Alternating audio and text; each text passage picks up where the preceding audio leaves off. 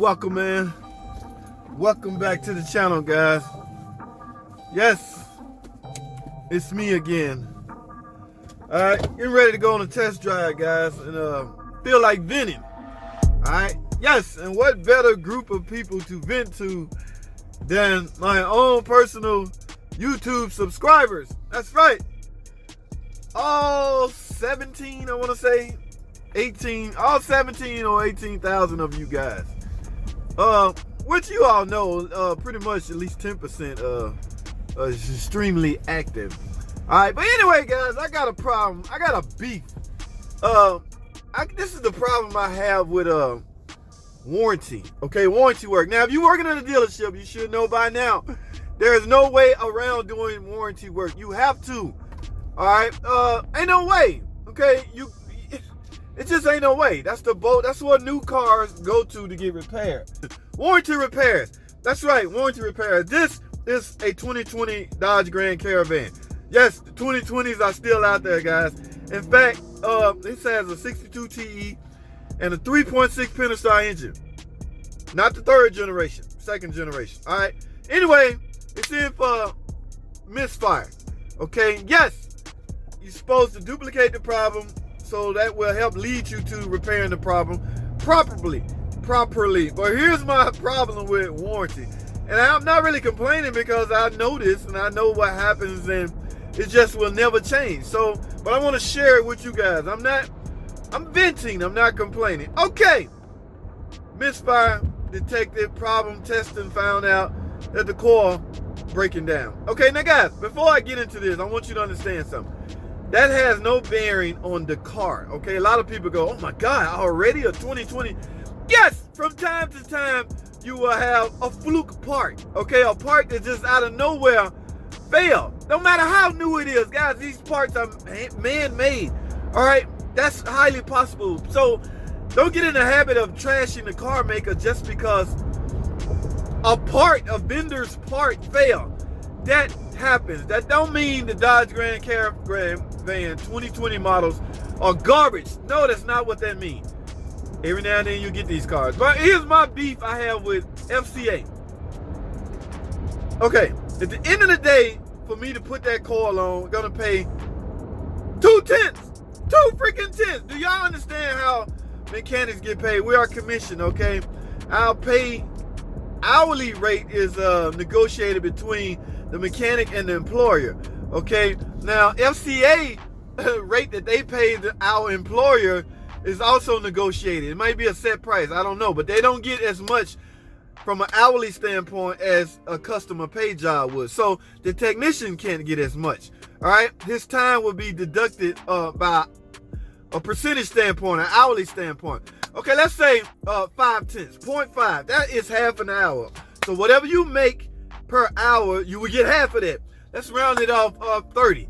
Okay, 30. The mechanics make $30 an hour. Warranty pay 5 tenths. That mechanic will make $15 off of that hour. Right, did I say that right? Yes, okay. Now, we're talking 2 tenths for ignition coil. So you do even more deduction, half of a half. Not even half of a half, but y'all get the picture where I'm going with this. My point is, guys, here I am on a test drive, okay? Now, I've already exceeded 2 tenths. They may give you an extra 3 tenths for diagnosis, but I've already exceeded the complete time that I'm gonna get from FCA for diagnosing and repairing this car and verifying that it's fixed. All right, I have an image that I'm trying to protect. I literally feel it's necessary to get on the road and drive this car to get it hot to see if this misfire come back. But I'm not getting paid for those actions, okay? I don't know why the system is set up like that. The system is set up to where mechanics that's in a rush mode and do not want to lose by time will simply guess at it, throw it on there, and give it back to the customer. That is a recipe for disaster, guys, okay? I don't understand that, but that's the way it is, and that's the way it has been. JT, why are you complaining now?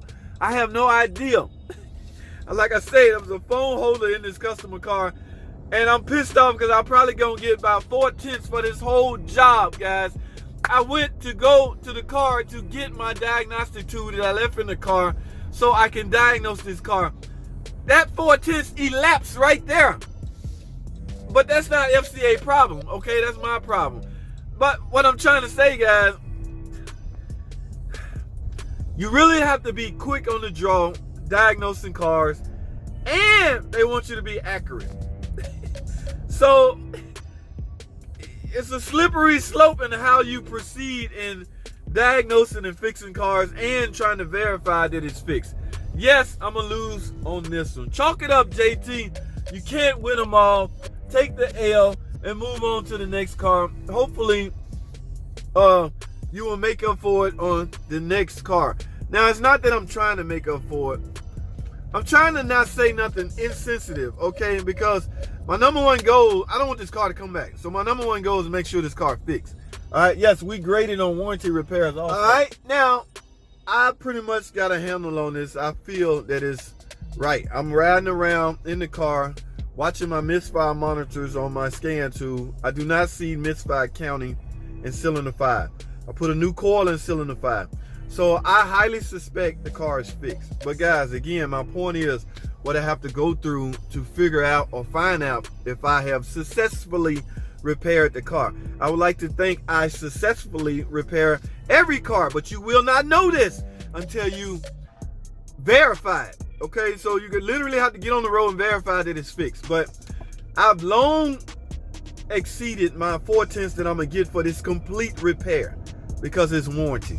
All right, so for those of you that are thinking about getting into the automotive industry, and dealership is your goal, working at a dealership is your goal, that's just something you got to keep in mind, guys. You're not going to make as much money from warranty off of warranty repairs as you would customer paid. That's any shop, any warranty shop, any dealership. That's a known fact. So technicians have to adapt. Now, I'm not saying adapt from a standpoint of working recklessly so you will not lose time. Losing time is part of the job, guys. You're going to lose time, all right?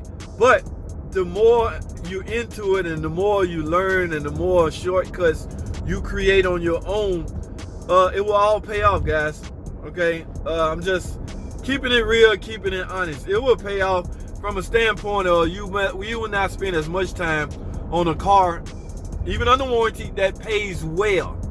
Okay, so you pretty much will break even with your car maker. If it's FCA, GM, Ford, whoever, you will pretty much break even because as you age, you get better. As you work more, you learn more, you get better at what you do, your craft.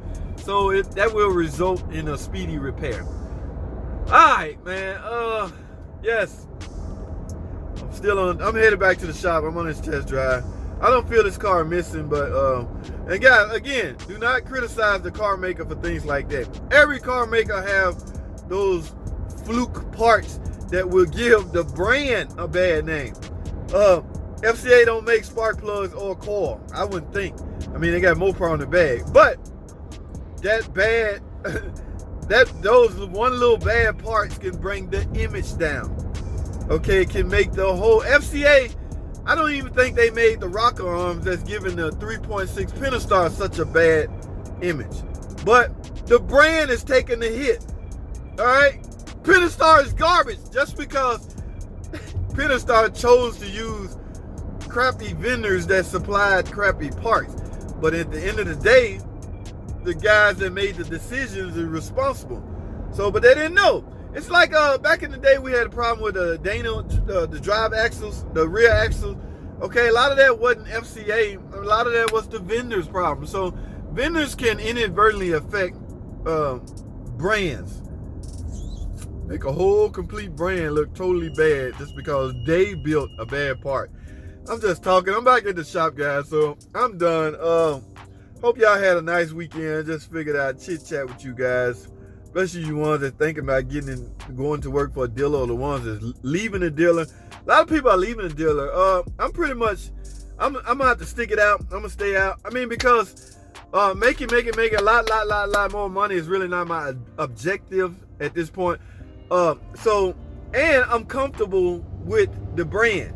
I would have a hard time switching over, going to work for Ford or GM. No, Chrysler, Jeep, Dodge is locked in my brain. Okay, so and independent, y'all know they work on just about anything. What's his name? My man, Astro Auto Tim. That guy got scan tools that would work on any car. That would drive me cuckoo. Open the hood, and I'm not familiar with something with. Now, I know how mechanics are. We all say this. I know. A car is a car is a car. That's all true. But the electronics of particular cars are different. Guys, I'm back at the dealer. That's all I have. Thanks for watching. Comment, subscribe, and I'll see y'all on the next video.